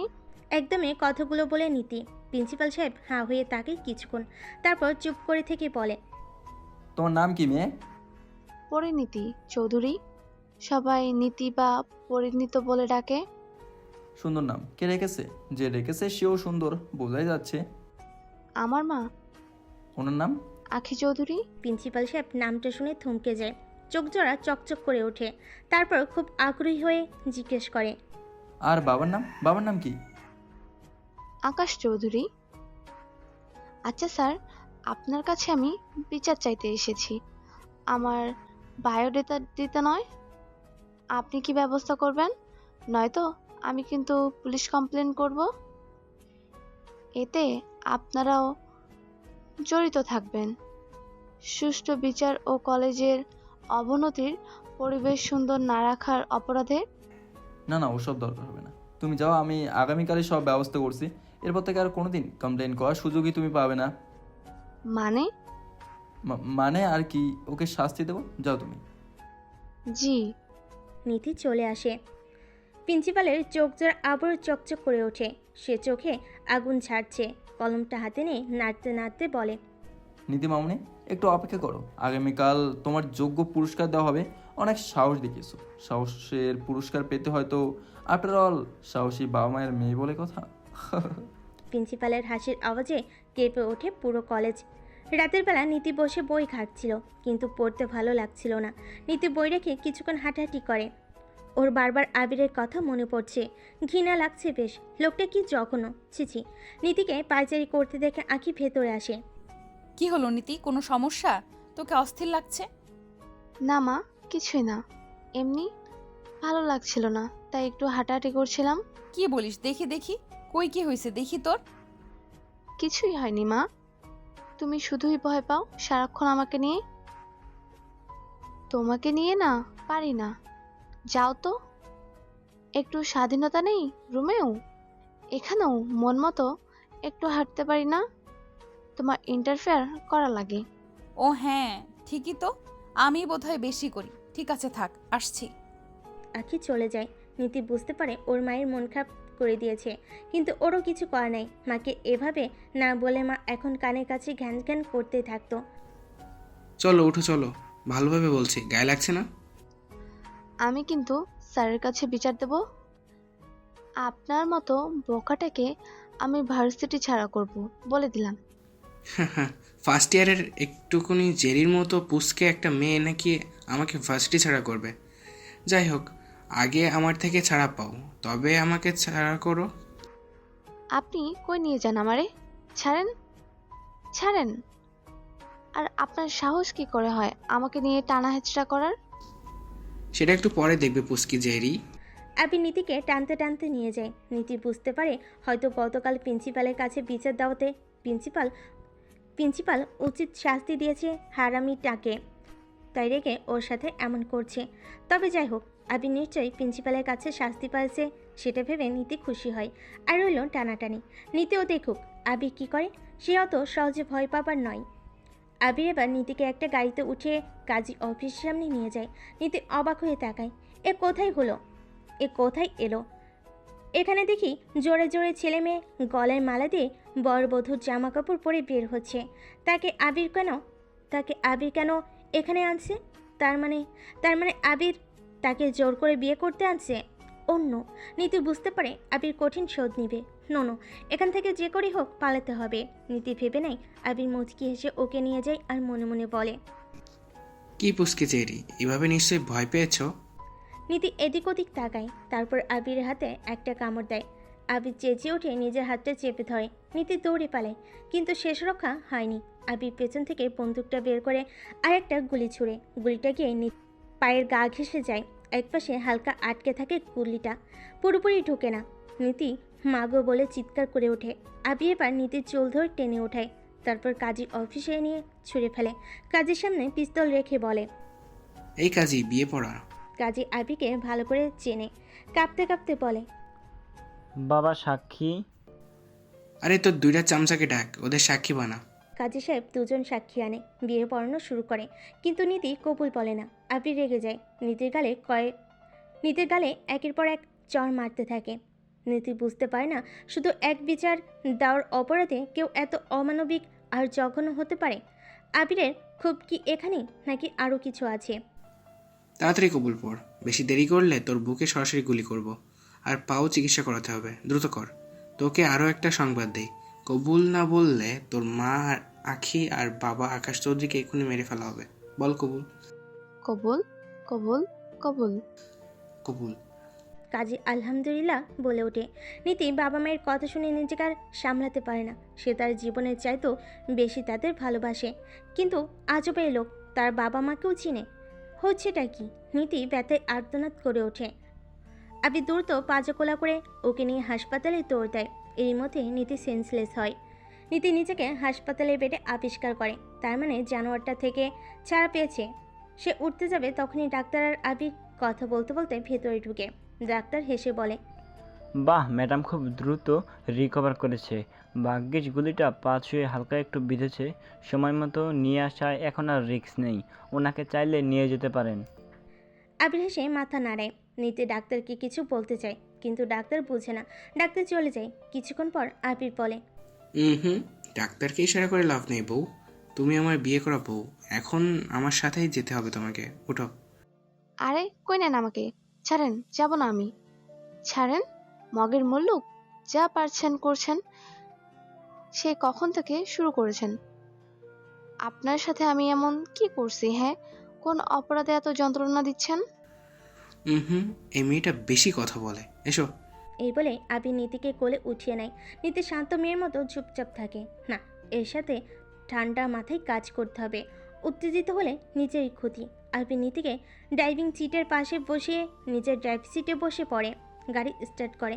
1 ঘন্টা পর একটা বাসের সামনে এসে থামে নীতি। বেশ জাঁকজমক আর আলিশান দালান। নীতি হাঁ হয়ে ভেতরে ঢুকে। বাড়িতে কোনো শব্দ নেই। আশ্চর্য, এত বড় বাড়ি অথচ কেউ নেই। এ সময় নীতিকে অবাক করে দিয়ে প্রিন্সিপাল মানে রাফিন চৌধুরী নিচে নামে। বাবা, এবার বলো আমি তোমার যোগ্য সন্তান কিনা। দেখো তোমার পথের কাঁটাকে কিভাবে নিয়ে আসছে। এবার খুশি তো? সাব্বাস বেটা, এই নাহলে তুই রাফিন চৌধুরীর ছেলে। নীতি অবাক হয়। আবির তাহলে এই প্রিন্সিপালেরই ছেলে?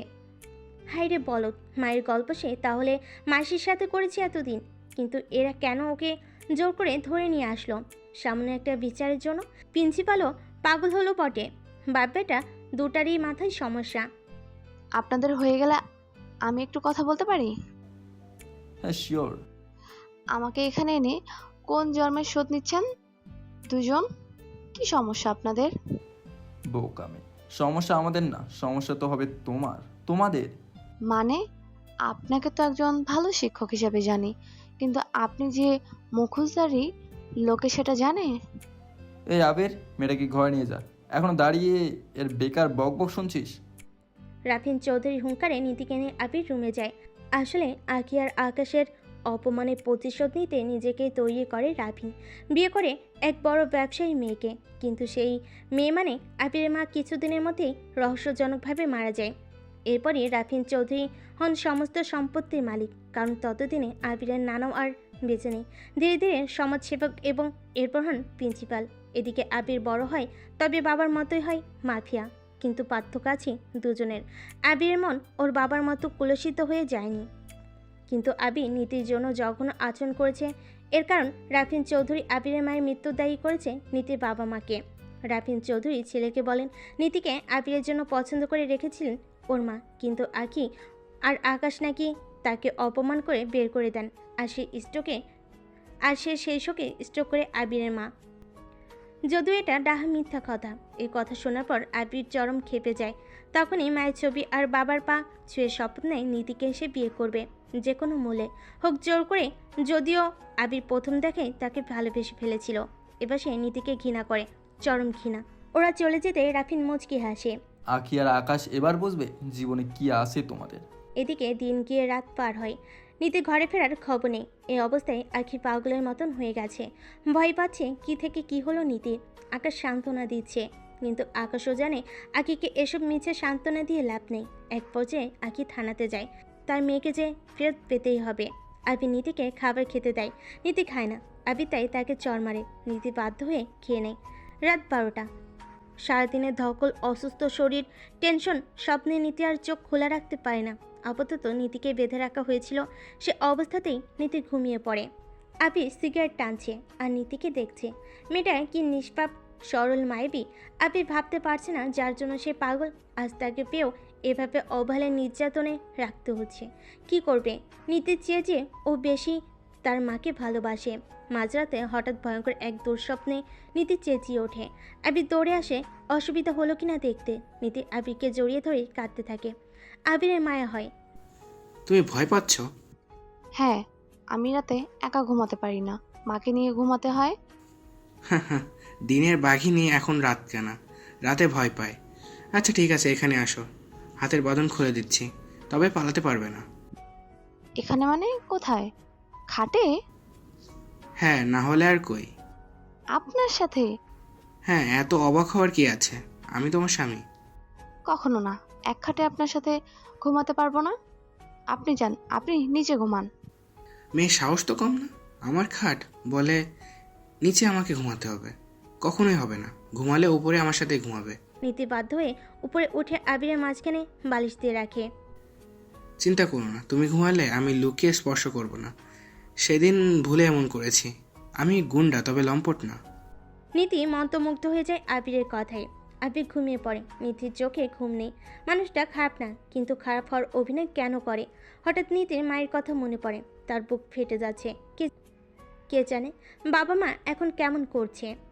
একটু যদি মাকে জানাতে পারতো। মা তো বোধহয় দম বন্ধ হয়ে মারা যাচ্ছে। বাবা কি সান্ত্বনা দিচ্ছে, নাকি তিনিও কাঁদছেন? রাত 2টো। আকি পাগলের মতো রুমের এক পাশ হতে আরেক পাশ হাঁটছে। সারাদিন গেল, মেয়েটা ফিরল না। কি হলো ওর? একটা কলও করলো না ওকে। নাকি রাফিন? না, রাফিন ওর ঠিকানা পাবে না। আবির বারবার বোঝাচ্ছে, আকি কিছু বুঝতে চায় না। আকি শুধু চায় তার মেয়েকে। কাল সকালে সে মিসিং ডায়েরি করতে যাবে। সকালবেলা ঘুম থেকে উঠে নীতির ওয়াশরুমে যায়। হঠাৎ খেয়াল করে আবির নিচে শুয়ে আছে। আশ্চর্য, যে লোকটা রাতে নিজের বিছানা ছেড়ে নামবে না বলেছে, সে নিচে শুয়ে আছে। তার মানে সে নিচেই ছিল সারা রাত। নীতি উকি দিল, আবির কাঁপছে। নীতি আস্তে করে কাছে গেল, গালে কপালে হাত রাখলো। আরে, এ তো জোরে পড়ছে। নীতি কি করবে বুঝে না। সে দৌড়ে রাফিন চৌধুরীর কাছে যায়। Sir, sir, please help. আরে সকাল সকাল একটু পত্রিকা পড়তে দেবে না? কি সমস্যা তোমার? হ্যাঁ, তোমাকে এখানে আটক রাখছি, বন্দির মতো থাকবে, এত তিরিং বিরিং করবে না, বুঝলে? আপনার মানসিক সমস্যা আছে, ডাক্তার দেখান। আমাকে কেন বন্দি করবেন? আর আগে আসুন, আপনার ছেলের অবস্থা ভালো না, পরে না হয় আমার খারাপ অবস্থা করবেন। এ কথা শুনে রাফিন চৌধুরী দৌড়ে যায়। ছেলে কিছু হলে তিনি মারাই যাবেন, কারণ পৃথিবীতে একমাত্র এই ছেলেই আছে তার, আর কেউ না। তিনি দৌড়ে যান। আসলে চর রাফিন বুঝে না কি করবে। নীতির শাড়ির আঁচলটা বেঁধে নেয়। তারপর দৌড়ে রান্নাঘরে গিয়ে পানি আনে, মাথায় ঢালে, মাথা মুছে চা গরম করে খাওয়ায়। আবি খেতে চায় না, নীতি জোর করে খাওয়ায়। রাফিন অবাক হয়ে যায়। আরে, যাদের শাস্তি দিতে চাই সে তাদেরই প্রতি মানবিকতা দেখাচ্ছে। কি সুন্দর। এক মুহূর্তের জন্য সে দুর্বল হয়ে পড়ে মেয়েটার উপর। মেয়েটা উত্তম জীবনসঙ্গী তার ছেলের জন্য। হঠাৎ কিছু মনে করে সে মাথা নাড়ে। আচ্ছা আমি গেলাম, ডাক্তার আনছি। রাফিন কিছু বলে না, কারণ এই মেয়েটিকে এই মুহূর্তে তার তেমন কিছু বলতে ইচ্ছে করছে না। রাফিন চৌধুরী চলে যাওয়ার পর আবির মেয়েটার দিকে হাঁ করে তাকিয়ে থাকে। মেয়েটাকে সে কত বিরক্ত করেছে, আর মেয়েটাই তাকে সাহায্য করছে। এক মুহূর্তের জন্য সে অনুতপ্ত হয়। এভাবেই দিন চলতে থাকে। দুজনের মধ্যে যে ক্লেশ ছিল ধীরে ধীরে মিটতে থাকে। এদিকে ততদিনে আখি ওরাও জেনে যায় নীতির সান্ত্বনা দেয় মাকে, তার কিচ্ছু হবে না, সে বিজয়ী হয়েই ফিরবে। আখিও মেয়েকে ভালো করে চেনে, মেয়ের জন্য দোয়া করে আর মেয়েকে সাহস দেয়। রাফিন চৌধুরী ধীরে ধীরে মন থেকে ঘৃণা কমতে শুরু করে। ভুলে যায় নীতি তার প্রাক্তনের মেয়ে, কিংবা তাদের সাথে কোনো এককালের শত্রুতা ছিল। এই মেয়েটা মাঝে মাঝে পাকা পাকা কথা বলে, প্রায়ই বলে আপনার মানসিক চিকিৎসার প্রয়োজন। রাফিন হাসে, বুড়ো বয়সে আসলে তার মানসিক চিকিৎসার প্রয়োজন।